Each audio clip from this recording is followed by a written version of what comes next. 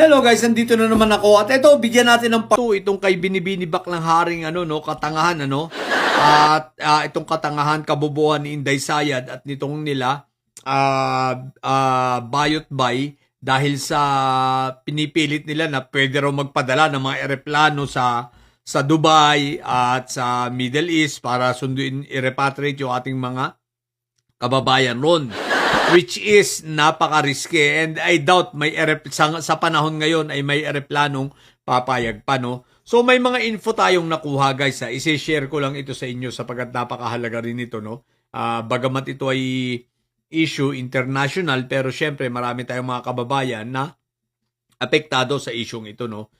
Unang-una, no, mukhang ang ito yung sinasabi ko nga kaya napakadelikado, mukhang ang Iran ngayon ay naghaharakere na yung pagiging medyo pagtulong ng mga Hezbollah sa kanila ng pagiging terorista ay talagang gumagana na, no? Ibig sabihin talaga sila pati banggana. Bakit? Okay.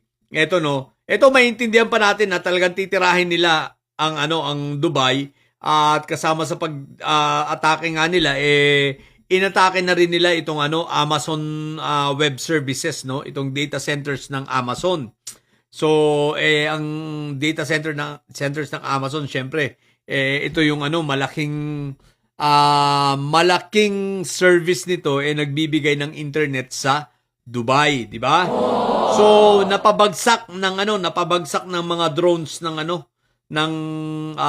Iran itong Amazon.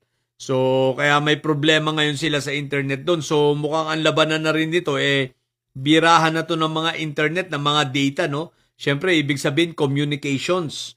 So, nagtitirahan na ng mga communications. Pero eto guys, ang nakakabahala rito, isipin mong tinira ng Iran ang isang bansa na hindi naman kasali sa gera at nananahimik. Isang bansang independyente na hindi rin member ng NATO at I think hindi rin naman kaalyado ito ng US, nananahimik lang itong Azerbaijan. Azerbaijan. So tinira guys ng minisel ng Iran. So ito yung sinasabi ko na mukhang teka lang. Harakiri na. Siguro sa galit ng Iran dahil may napalubog ang US na ship nila, oil tanker yata nila pinalubog ng US sa dagat ng part ng Sri Lanka if I'm not mistaken. And sa Sri Lanka rin meron na ring mga na-detained or naharang ng Sri Lanka Army naman. Dahil nga doon dumaan, so hinarang at naka-detain ngayon yung ibang mga ano kayang tawag doon, prisoners of war na, pero hindi naman kasali sa gerang Sri Lanka So yun naka-detain yung ibang mga crew nitong Iran Iran warship pala yun yung naharang ng Sri Lanka, no? Hindi oil, sorry. Yeah. So pati yung pinalubog ng US warship pala warship ng Iran. Pero ito guys, tulad ng sinabi ko yung isang bansa na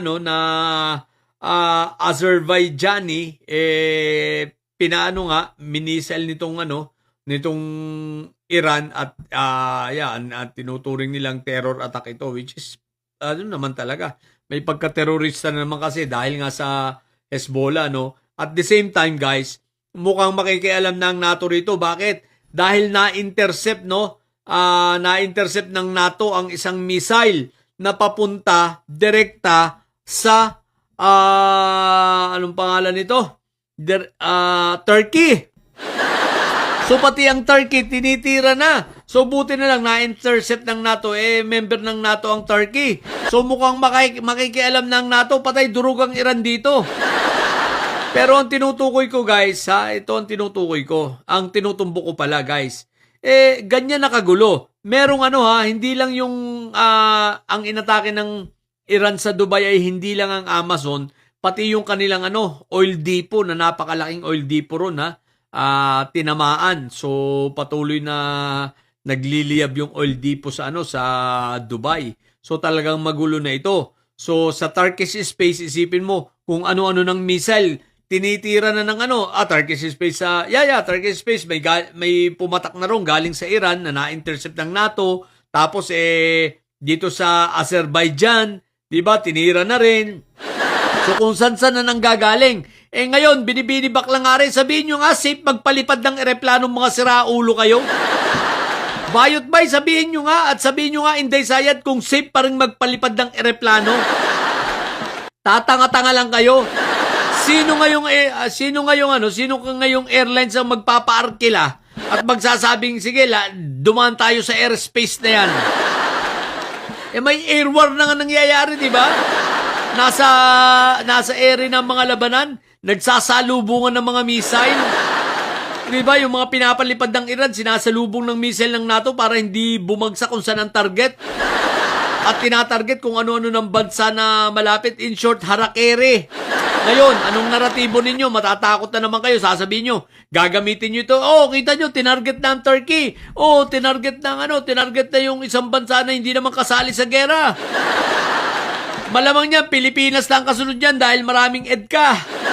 Teka lang po, hindi po aabot yung missile nila rito sa atin kasi tayo ay nasa more than 5,000 kilometers, more than 5,000 miles away tayo, no? I don't know kung kilometers or miles. So, nasa 5,000 yata. Ngayon, kilometers, 5,000 kilometers, no?